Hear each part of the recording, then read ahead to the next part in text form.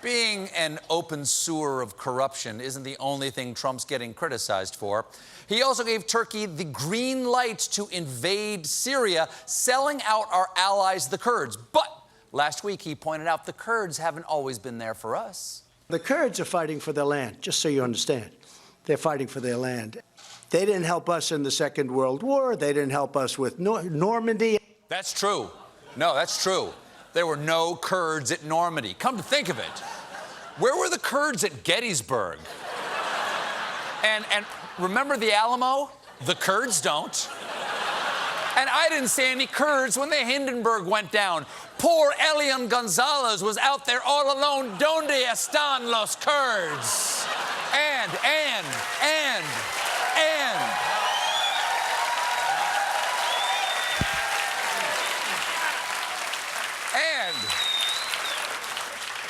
Remember this? Yesterday, December 7th, 1941, not a Kurd in sight. Thanks a lot, Kurds. Of course. Of course. Oh, they don't want you to know that. Of course. It wouldn't be a Trump meeting if he didn't go off on some rambling tangent about his rally crowd size. I haven't had an empty seat at a rally. I always say, where's the rally? It's in a certain place. Okay, just get the biggest arena. I've set a record almost every place I've been because we just need a little small stage. And I take less than musicians because they have bands. I don't have band. I set the world record for somebody without a guitar, okay? He's right. He's right. This is There's true. a world record for that? No, that's true. That's absolutely true. No, that is absolutely Really? true, John. I didn't know that I looked it up. record. Exact. He has the Guinness Book World Record for most without a guitar. Also,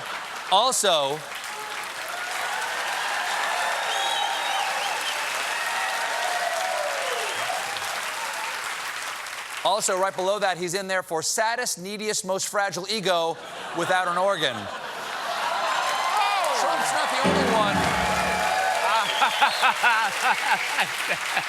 Yeah, you got a nice thing with that. Trump's not the only one defending his right to blow off the Constitution. So is White House Chief of Staff and pizza maker who just tossed his dough into the ceiling fan again, Mick Mulvaney. Mulvaney was on the Fox News Sunday and admitted this about the president. At the end of the day, he still considers himself to be in the hospitality business. But admitting that the president still thinks he's running a for-profit business isn't even Mulvaney's biggest gaffe of that interview. I'll break it all down in tonight's Don and the Giant Impeach. Is the whistleblower a spy? Leave it. Sure. True. Why not? There, I'm in New Zealand. Now, throughout this impeachment inquiry, the company line from the administration has been there was no quid pro quo between Trump and Ukraine. First of all, you don't need quid pro quo. It's super illegal anyway. And second, yeah, quid pro quo. And on Thursday, Mulvaney admitted it.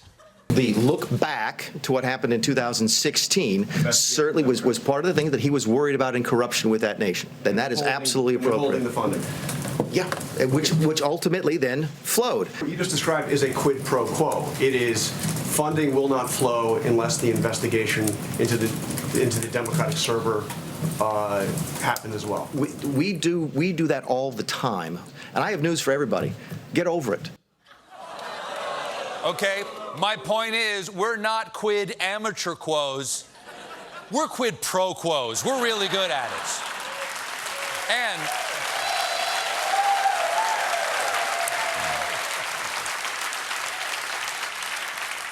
admitting the thing that Trump is being impeached for turned out to be slightly problematic. So later that day, Mulvaney put out a statement saying, let me be clear, there was absolutely no quid pro quo. But we saw you on camera repeatedly saying that there was. It's like if Mick Jagger left stage and immediately released a statement saying, let me be clear, Jumping Jack Flash is not a gas. Then Mulvaney went on Fox News Sunday and unveiled his bulletproof defense. He never actually said quid pro quo. You again said just a few seconds ago that I said there was a quid pro quo. Never use that language, because there is not a quid pro quo. You were asked by Jonathan Karl, you described a quid pro quo, and you said that happens all the time. And reporters will use their language all the time. So my language never said quid pro quo. He does realize you don't have to say the crime to be guilty of the crime, right? To be convicted of homicide, you don't have to stab somebody while saying murder, murder, murder, murder, murder, murder, murder. We got a great show for you tonight.